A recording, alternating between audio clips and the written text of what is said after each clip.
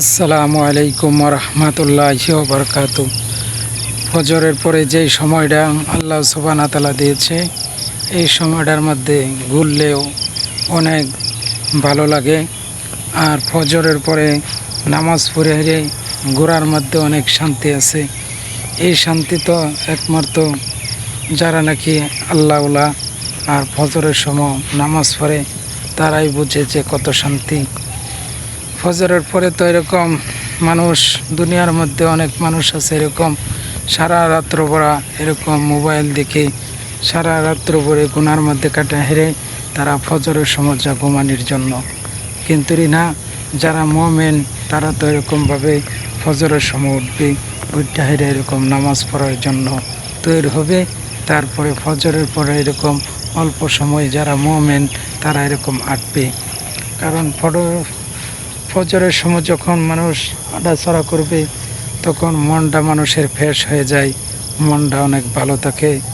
ফজরের পরে যদি আপনি একটু সময় খালি ঘোরাফেরা করেন তারপরেও শরীর কিন্তু অনেক ভালো লাগে, অনেক ফ্রেশ হয়ে যায়। এই কারণে ভাই ফজরের পরে এরকম ভালোভাবে হাঁটাচলা করার চেষ্টা করা আর এরকম ফজরের নামাজটা পড়া। যে কোনো ব্যক্তি যদি এক ওয়াক্ত নামাজ কাজা করলো তাহলে তো ভাই যে 2,88,00,000,000,000 বছর এরকম জাহান্নামের আগুনের মধ্যে জ্বলতে হবে।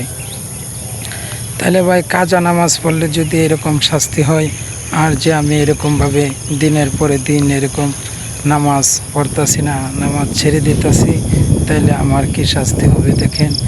এই কারণে ভাই আসেন 5 ওয়াক্ত নামাজ আমরা সকলেই পড়ার জন্য চেষ্টা করি। কারণ এই দুনিয়া একদিন না একদিন শেষ হয়ে যাবে। আমার আগে যারা আসছে তারাও কিন্তু চলে গেছে, কেউ নাই। ঠিক আমি দুনিয়ার মধ্যে আসছি, আমারও কিন্তু চলে যাওয়ার লাগবে। কারণ এই দুনিয়া জিন্দিগিটা এরকম, যারা আসছে তারা কেউ নাই, একজনের পরে একজন ঠিকই চলে গেছে। আমিও একদিন দুনিয়ার মধ্যে সমস্ত মানুষকে ছেড়ে, আমার গাড়ি বাড়ি টাকা পয়সা ধন সম্পদ সমস্ত কিছু ছেড়ে আমিও একদিন চলে যাব অন্ধকার কবরের মধ্যে। তাহলে ভাই যতদিন আসছি অতদিন আসেন অন্তপক্ষে 5 ওয়াক্ত নামাজটা যেন পড়তে পারি, পড়ার চেষ্টা করি সকলেই। কারণ নামাজ একটা জিনিস এরকম যে আল্লাহ সুবহানাহু ওয়া তাআলা হুকুম রাখছে, সেই নামাজটা এরকম সকলেরই পড়তে হবে। যদি না পড়ি তাহলে এটার জন্য কিন্তু অনেক আযাব সহ্য করতে হবে। আর যদি নামাজ পড়েন তাহলে আল্লাহ সুবহানাহু ওয়া তাআলা অনেক বরকত দিবে। এই কারণে আসেন ভাই, যেন আল্লাহ সুবহানাহু ওয়া তাআলা আমাকে আমল করার তৌফিক দান করে, যেন সকলকে পড়ার তৌফিক দান করে। আমিন।